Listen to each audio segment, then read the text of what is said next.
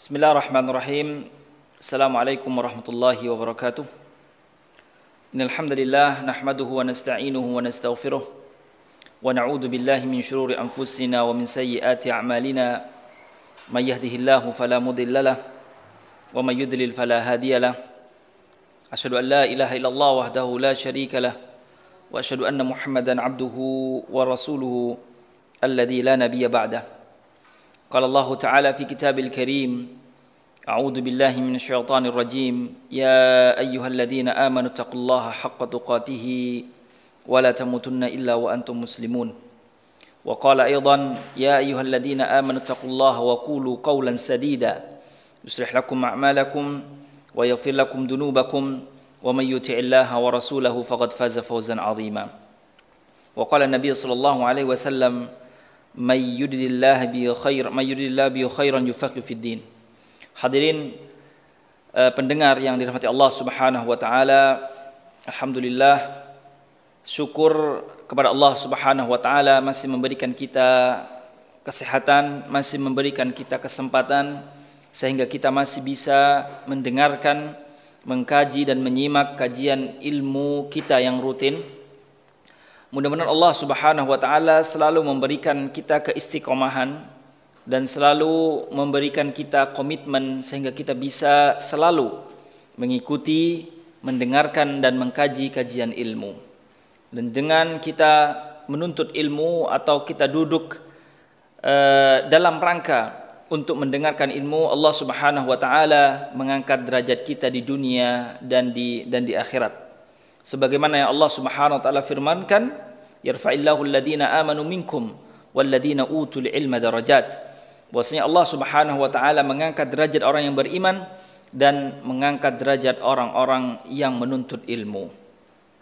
Salawat dan salam mudah-mudahan selalu tercurahkan kepada Nabi kita Muhammad sallallahu alaihi wasallam beserta keluarganya, sahabatnya dan orang-orang yang selalu setia mengikuti jejak beliau sampai akhir zaman. Ikhwatul iman, pendengar yang dirahmati Allah Subhanahu wa taala, pada kesempatan yang lalu kita telah menjelaskan sebagian tentang hukum-hukum imamah, tentang hukum-hukum menjadi imam atau seputar dengan imam. Kita sampai di perkara atau poin yang ketiga tentang hukum-hukum imam. Adapun poin yang berikutnya atau hukum yang berikutnya tentang imamah atau tentang hukum imam yang berikutnya adalah imamatul mar'ah. Adalah apa hukumnya seorang perempuan menjadi imam? Seorang perempuan menjadi imam, apa hukumnya?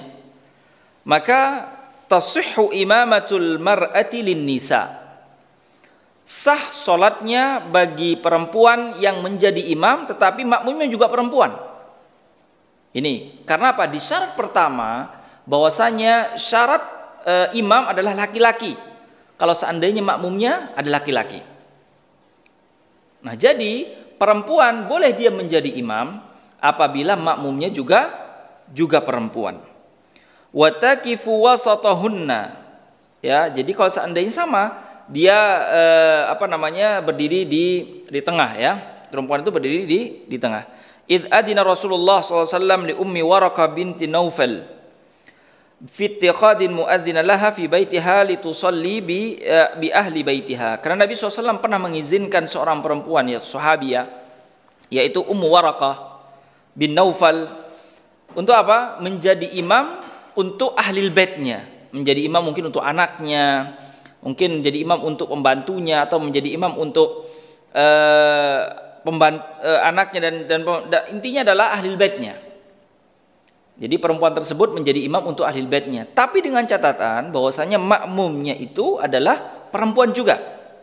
Tapi kalau seandainya makmumnya ada laki-laki atau anak kecil yang sudah mumayyiz, anak kecil yang artinya sudah bisa membedakan antara hak dan yang batil, maka ketika itu perempuan tidak bisa menjadi imam. Itu ada di riwayat Abu Dawud bahwasanya Nabi SAW mengizinkan Ummu Waraqah menjadi imam untuk keluarganya. Nah, jadi kalau seandainya seperti di sebuah sekolah ya, atau di sebuah ma'had, itu boleh seorang perempuan menjadi imam untuk semua para santri-santrinya. Boleh. Santri ustadzahnya menjadi imam untuk seluruh santri-santrinya yang wanita. Maka sah, tidak mengapa ya, dengan syarat harus dia, artinya makmumnya adalah juga wanita. Nah, kemudian yang berikutnya adalah imamatul a'ma. Boleh nggak orang buta menjadi imam? Seandainya ada orang buta, suaranya bagus, Ustaz. Dia buta tapi suaranya indah, bacaannya bagus sekali. Boleh nggak dia jadi dipersilahkan untuk menjadi imam? Sah nggak sholatnya? Di sini disebutkan tasihhul imamatul a'ma. Jadi sah sholat apabila imamnya adalah orang buta. Ya, jadi kalau seandainya ada orang buta menjadi imam, apakah kita boleh bermakmum dengan dia? Boleh saja, tidak mengapa dan sah sholatnya. Apa? Idh qad istakhlafa an-nabiy sallallahu alaihi wasallam ibna ummi maktumin alal madinati marrataini. Fakana yusalli bihim wa huwa rajulun a'ma radhiyallahu taala anhu. Bahwasanya Abdullah bin Ummi Maktum pernah menjadi imam untuk siapa? Untuk kaumnya atau untuk orang-orang yang ada di sana, ada yang ada di Madinah, dan Nabi sallallahu alaihi wasallam tahu itu. Nabi sallallahu alaihi wasallam tahu itu, maka bisa kita mengambil kesimpulan dari hadis ini bahwasanya orang yang buta itu sah sholatnya apabila diimami oleh orang yang buta. Dan itu dengan hadis Nabi sallallahu alaihi wasallam, bahwasanya Nabi sallallahu alaihi wasallam pernah menyuruh atau pernah mempersilahkan Ibnu Ummi Maktum yang buta menjadi imam. Kemudian yang berikutnya adalah imamatul mafdul. Boleh enggak kalau seandainya di sana ada orang, semua setelah iqamah nih, setelah iqamah kemudian bingung siapa yang menjadi imam. Ternyata yang menjadi imam adalah orang yang bacaannya biasa, sementara di belakangnya ada orang yang lebih afdal bacaannya dari si fulan tersebut. Bagaimana sholatnya? Sah apakah tidak? Maka sholatnya juga tetap sah. Tasihhu imamatul mafduli ma'a wujudi man huwa afdal min. Jadi sholatnya sah apabila diimami oleh orang yang mana di belakangnya ada orang yang lebih afdal daripada dia. Ya, jadi sholatnya sah, tidak mengapa. Id shalla Rasulullah SAW wara'a Abi Bakar wa wara'a Abdurrahman bin Auf wa huwa sallallahu alaihi wasallam afdalu minhuma min sa'iril khalaq. Karena Nabi sallallahu alaihi wasallam pernah menjadi makmum di belakang siapa? Abu Bakar. Dan Nabi SAW juga pernah menjadi makmum Abdurrahman bin Auf, yang mana pasti Nabi SAW lebih afdal daripada Abu Bakar dan Abdurrahman. Tetapi apa?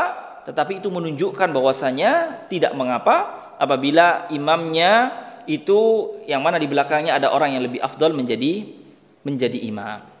Jadi sah saja sholatnya. Dalilnya ada yang sudah kita jelaskan. Kemudian yang berikutnya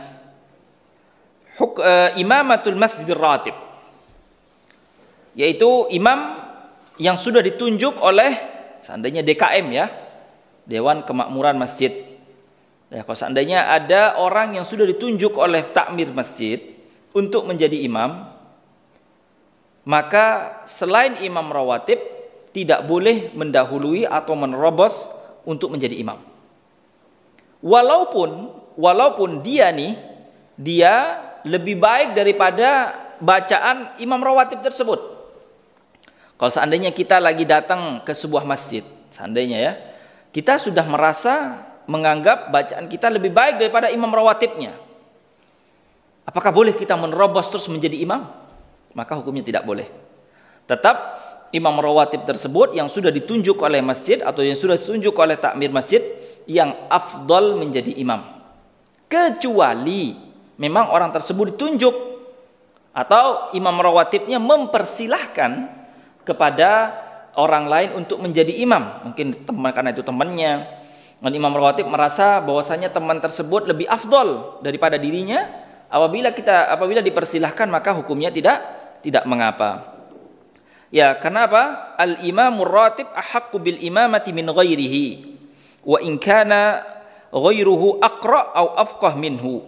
Karena imam rawatib lebih berhak menjadi imam daripada yang lainnya, walaupun yang lainnya tersebut lebih bagus bacaannya atau lebih fasih, lebih banyak hafalannya, atau mungkin lebih alim daripada imam rawatibnya. Tapi karena dia imam rawatib yang sudah ditunjuk oleh takmir atau DKM, maka dia yang lebih berhak, maka yang lainnya tidak boleh menerobos dan langsung menjadi imam. Apa dalilnya? Yaitu hadis Imam Muslim, Nabi SAW pernah bersabda, la ya'ummanna ar-rajulu rajula fi sultanihi.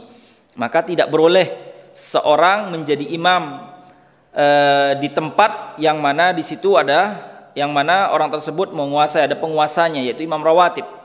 Karena dia, itu kekuasaan dia untuk menjadi imam, hak dia untuk menjadi imam, maka orang lain tidak boleh menerobos atau mengambil haknya illa biidnihi, kecuali dengan izinnya. Seandainya diizinkan oleh imam rawatib, kalau seandainya imam rawatib tersebut mempersilahkan untuk menjadi imam, maka itu tidak mengapa. Nah, kemudian yang berikutnya, ya, hukum-hukum tentang imam adalah imamatul mutayammim. Boleh nggak kita bermakmum kepada imam yang bertayamum? Ya, kalau seandainya kita menjadi makmum, ya, kita menjadi makmum sementara kita berwudu dengan air, sementara imamnya yaitu bertayamum, bersucinya dengan menggunakan tayamum.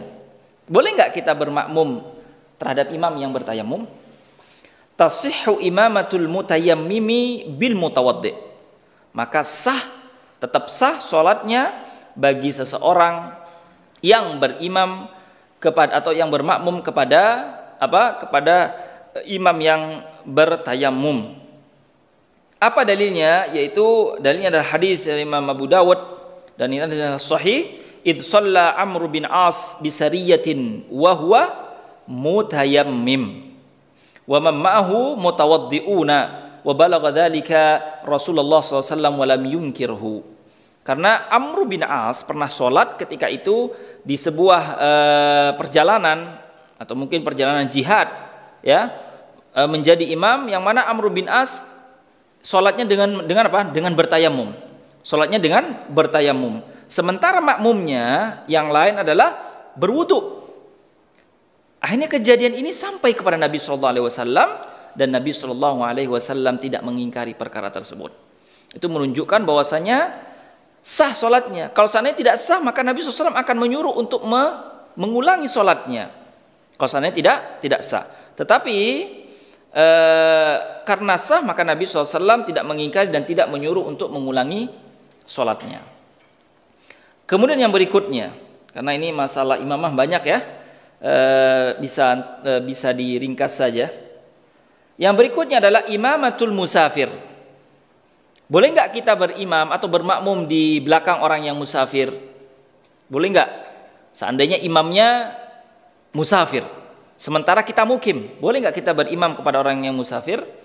Tasihhu imamatul musafir, ghaira annahu 'alal mukimi idza shalla wara al musafiri ay yutimma salatahu ba'dal imam. Tetap sah salatnya apabila kita bermakmum kepada imam yang musafir, tetapi dengan syarat apabila imam musafir tersebut sudah salam, ya, karena orang musafir diberikan keringanan atau rukhsah, yaitu sholatnya dikosor, yang mana 4 rakaat dikurangi menjadi 2 rakaat, yaitu sholatnya orang musafir. Nah, ketika imam yang musafir tersebut salam, maka makmum yang mukim melanjutkan atau menyempurnakan sholatnya, atau menyempurnakan sholatnya.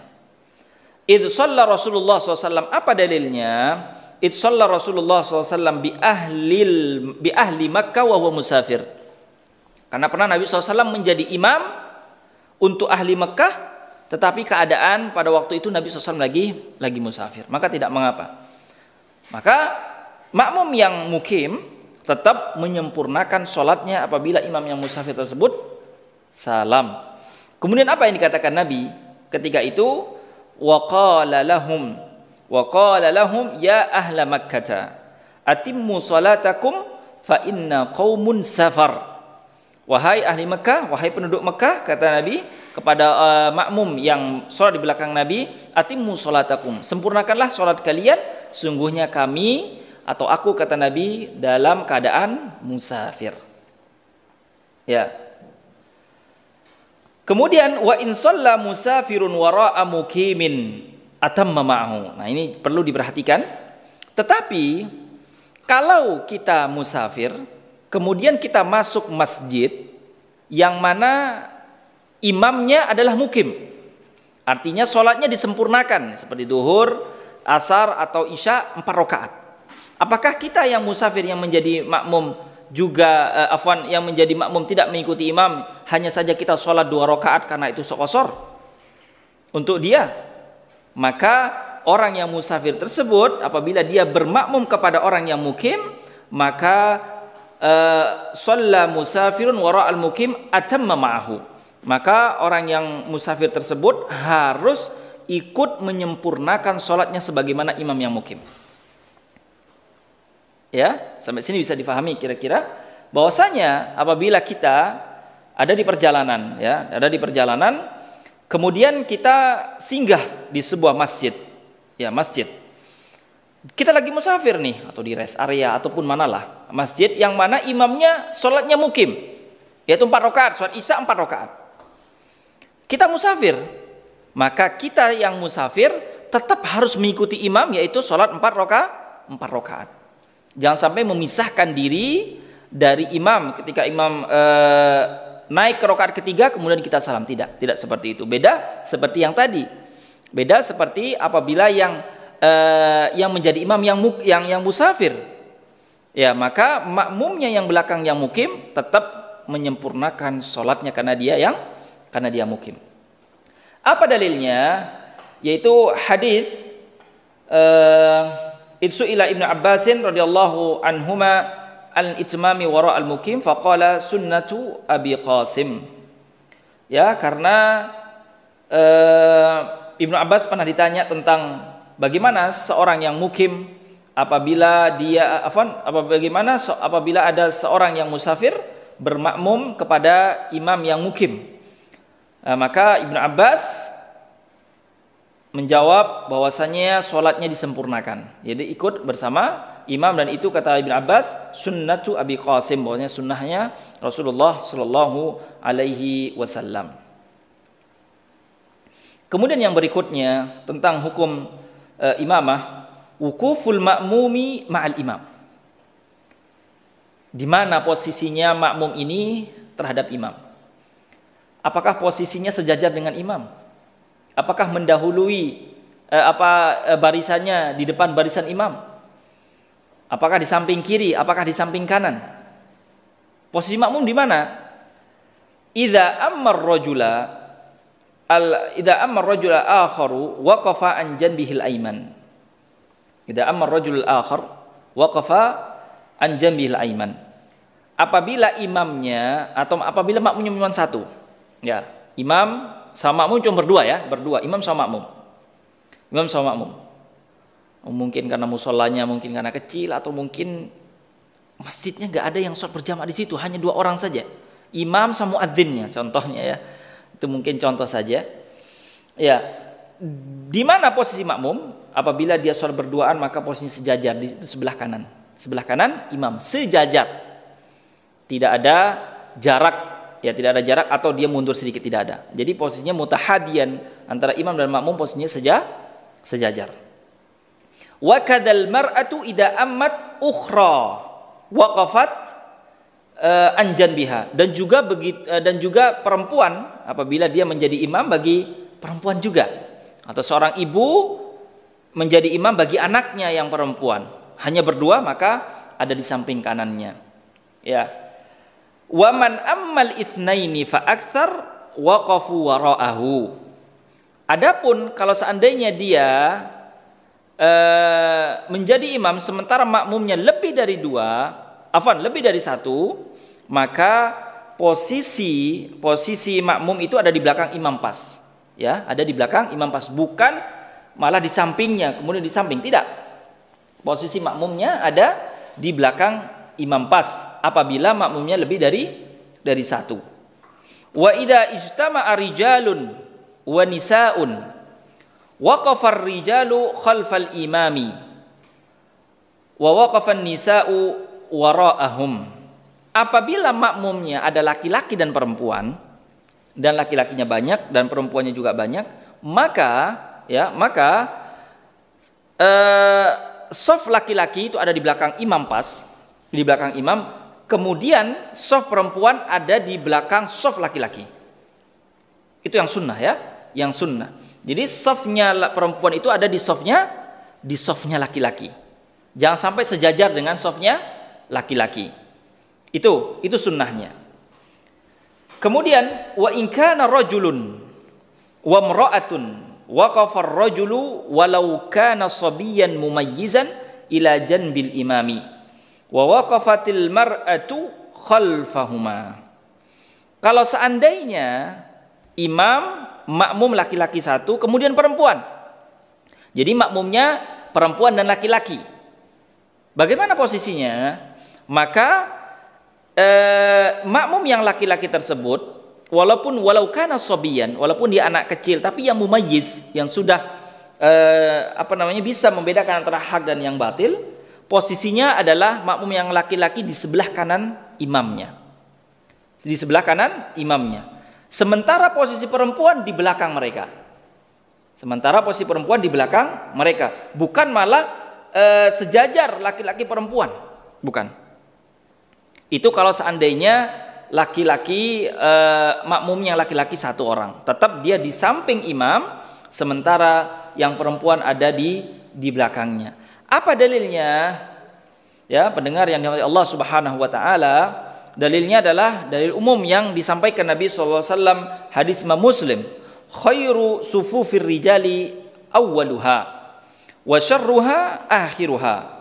Kata Nabi SAW, sebaik-baik saf laki-laki adalah di depan. Ya, jadi safnya laki-laki memang di depan.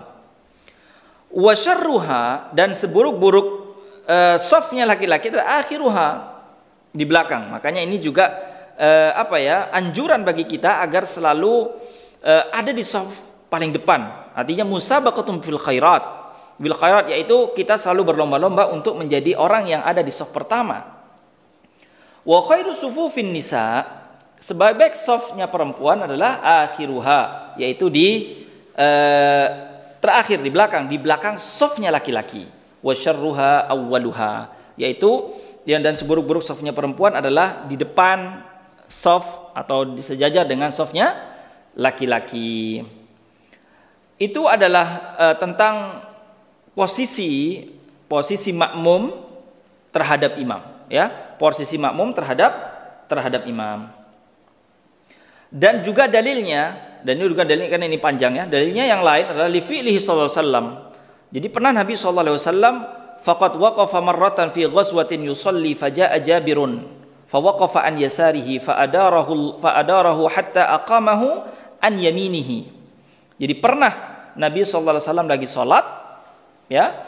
Kemudian Jabir bin Abdullah ikut sholat bersama Nabi. Pada waktu itu Jabir berdiri di samping kiri Nabi. Kemudian Nabi SAW fa'adarahu, kemudian Nabi SAW memindahkan Jabir ke kanan Nabi SAW dengan tangannya. Ini juga menunjukkan bahwasanya gerakan imam tidak membatalkan sholat untuk membenarkan shafnya makmum.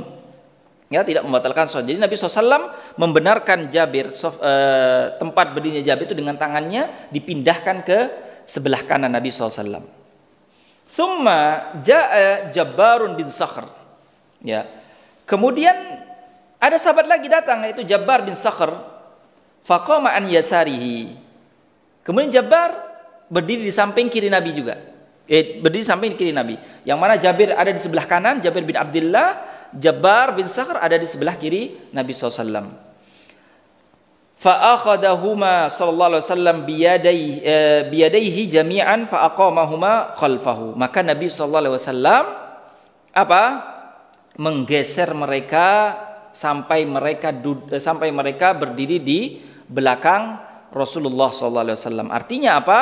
Mereka Jabir dan Jabbar berdiri persis di belakang Nabi sallallahu alaihi wasallam sebagai makmum. Ini adalah hadis Imam Muslim. Juga pernah Nabi SAW liqauli Anas radhiyallahu anhu anna Nabi SAW shalla bihi wa bi ummihi. Jadi pernah Nabi SAW salat bersama keluarga Anas dan ibunya Anas. Ya, jadi perempuan ya. Anas satu, laki-laki, dan ibunya satu. Fa aqamani an yaminihi wa aqamal mar'ata khalfana. Maka Rasulullah SAW mempersilahkan aku berdiri di samping kanan Nabi, di samping kanannya, yaitu sholat Rasulullah menjadi imam, kemudian Anas bin Malik ada di samping kanan Nabi Muhammad SAW. Fa aqamal mar'ata khalfana. Kemudian ibunya yang perempuan tersebut, ibunya disuruh berdiri di belakang Rasulullah SAW dan Anas bin Malik. Itu menunjukkan bahwasanya apabila ada makmum yang mana itu adalah laki dan perempuan, satu laki-laki satu perempuan, maka makmum yang laki-laki duduk berdiri di samping imam dan yang perempuan ada di belakang mereka.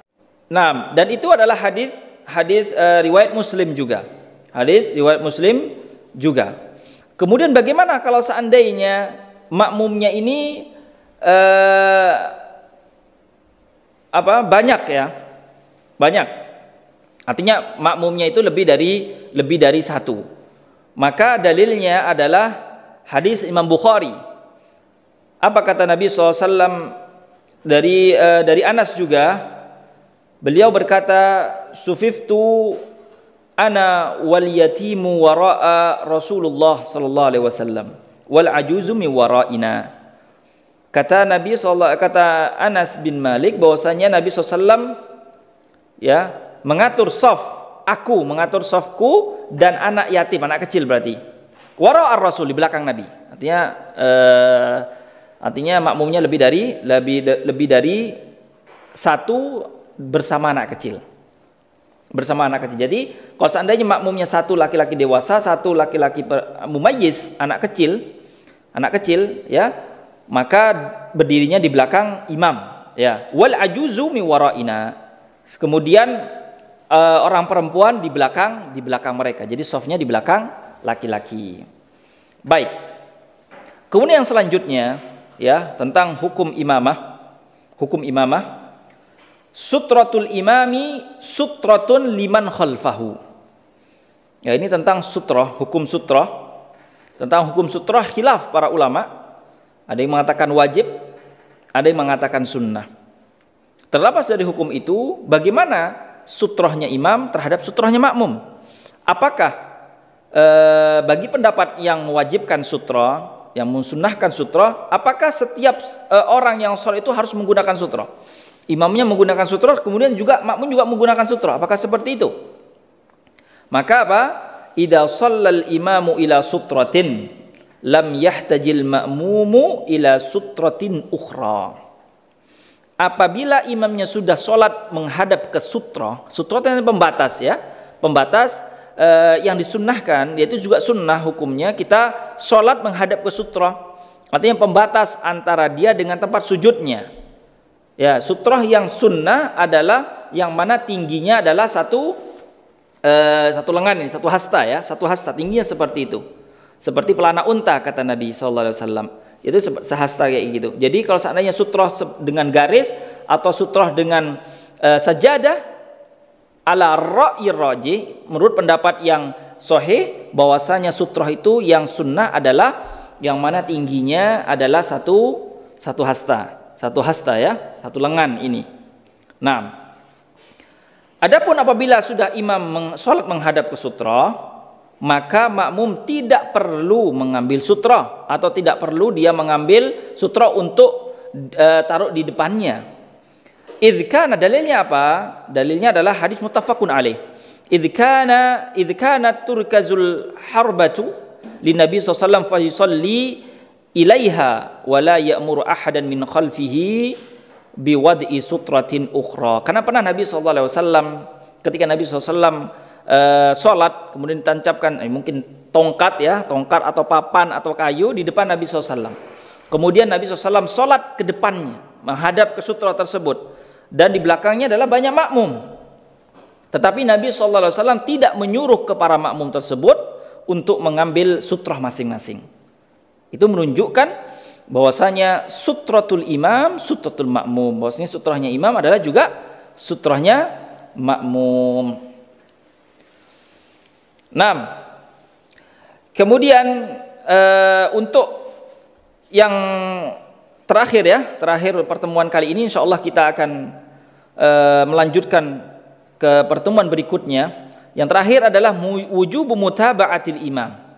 Wajib bagi makmum untuk mengikuti imam. Ya, wajib bagi makmum untuk mengikuti imam. Dalam gerakan sholat tentunya ya, Tapi kalau seandainya imamnya melakukan gerakan-gerakan di luar gerakan sholat, maka tidak boleh makmum mengikuti imam. Seandainya imamnya berbicara, masa makmumnya semuanya mau berbicara? Kalau seandainya makmumnya melakukan gerakan di luar gerakan sholat, apakah semua makmum ikut mengikuti gerakan imam di luar gerakan sholat? Maka itu tidak boleh. Tetapi tentang gerakan sholat, yajibu alal ma'mumi ayyutabi'a imamahu. Wajib bagi makmum mengikuti imam. Wa yahrumu alaihi ayyasbiqahu. Haram bagi makmum mendahului gerakan imam. Tidak boleh seorang makmum mendahului gerakan imam. Wa yukrahu lahu ayyusawiyahu fa in sabaqahu fi takbiratul ihram wajaba alaihi ayyu'idaha. Dan juga makruh hukumnya ya kita mengikuti gerakan imam sama-sama. Artinya imam ruku langsung ruku. Artinya menyamai gerakan imam. Itu hukumnya makruh ya. Hukumnya makruh kita menyamai gerakan imam. Tetapi apabila ini perlu diperhatikan oleh pendengar yang disebut Allah Subhanahu wa taala, ikhwan dan akhwat, bahwasanya apabila seorang makmum itu mendahului imam di takbiratul ihram, maka dia wajib mengulangi takbiratul ihram setelah imam. Ini poinnya. Jadi apabila ada makmum mungkin karena saking semangatnya untuk masuk ke dalam sholat, imamnya belum takbiratul ihram, makmumnya sudah takbiratul ihram. Kalau dia ngerti, faham bahwa imamnya belum takbiratul ihram, maka dia harus mengulangi takbiratul ihramnya setelah imam mengerjakan takbiratul ihram. Wa illa batalat sholatuhu. Kalau tidak atau tidak mengulangi takbir ini setelah takbiratul ihramnya imam, maka sholatnya menjadi batal. Wa kada tabtulu salatuhu in sallama qablahu. Dan juga salatnya batal apabila dia salam sebelum imamnya salam. Mungkin karena keburu ya. Mungkin anak-anak keburu atau karena apa? Atau karena mungkin hajah atau keperluan yang lain, sampai dia salam sebelum imamnya salam, maka salatnya menjadi batal. Dia harus mengulangi salatnya. Nah, wa in sabaqahu fir ruku'i aw sujudi fir raf'i minhuma wajaba alaihi ay yarja'a liyarka'a aw yasjuda ba'da imamihi. Afwan. Nah, apabila dia mendahului imam ketika ruku dan sujud atau berdiri dari ruku, maka wajib bagi dia untuk kembali lagi ke rukuknya bersama imam ya, setelah gerakan imam. Intinya dari permasalahan ini jangan sampai kita menyalahi gerakan imam. Apa dalilnya? Adalah hadis Imam At-Tirmidzi dan Imam Ahmad dan An-Nasa'i, bahwasanya apa kata Nabi SAW, innama ju'ilal imamu liyu'tamma bihi fala takhtalifu alaihi fa in kabbara fakabbiru. Kata Rasulullah SAW, sungguhnya menjadikan imam itu adalah untuk apa? Liyu'tamma bihi, untuk diikuti ya, untuk diikuti. Fala takhtalifu alaihi, janganlah kalian menyelisihi imam Janganlah kalian menyelisih gerakan imam. Fa idza kabbara fakabbiru. Apabila imam takbir maka takbirlah. Artinya setelah imam. Wa idza raka'a farka'u. Bila dia ruku maka rukuklah. Artinya setelah rukuknya imam dan seterusnya, ya, dan seterusnya. Artinya gerakan imam itu makmum melakukan gerakan sholat yaitu setelah imam melakukan gerakan itu. Dan juga ancaman, ya, dari Nabi SAW, hadis Imam Bukhari dan Muslim, bahwasanya orang yang mendahului gerakan imam, apa kata Nabi, amma yakhsha ahadukum idza rafa'a ra'sahu qabla al-imami, ya, apakah kalian tidak takut terhadap seseorang di antara kalian yang mendahului gerakan atau yang dia mengangkat kepalanya sebelum imam mengangkat kepala dari ruku atau dari sujud dan seterusnya? Maka Allah Subhanahu wa taala nanti akan ayyuhawwilallahu ra'sahu ra'sa himarin. Allah Subhanahu wa taala akan merubah kepalanya nanti di hari kiamat, yaitu dengan kepala himar, yaitu keledai. Dan ini ancaman. Setiap dalil yang menjelaskan tentang ancaman terhadap perkara sesuatu maka menunjukkan perkara tersebut hukumnya haram kita kerjakan. Itu adalah tentang hukum-hukum imam yang bisa Anda sampaikan pada kesempatan kali ini. Masih ada sekitar 5 lagi tentang hukum-hukum masalah imam. Insyaallah kita akan sampaikan di pertemuan berikutnya. Insyaallah kita akan mengadakan atau akan kita adakan sesi tanya jawab, ya. Mungkin di kesempatan lain apabila ada pertanyaan dari antum bisa antum sampaikan atau tulis di nomor, ya. Jangan sampai bertanya di komentar. Jangan sampai tanya di komentar, tapi tulis di nomor yang ada di YouTube, itu. Insyaallah nanti ada sesi tanya jawab. Insyaallah ana hanya bisa menjawab kalau ana bisa jawab terhadap pertanyaan-pertanyaan yang antum tuliskan atau antum kirimkan di nomor yang ada di YouTube resmi kita, insyaallah. Barakallahu fikum ala ihtimamikum, syukran. Kita tutup dengan doa kafaratul majlis. Subhanakallahumma bihamdika asyhadu an la ilaha illa anta astaghfiruka wa atubu ilaik. Assalamualaikum warahmatullahi wabarakatuh.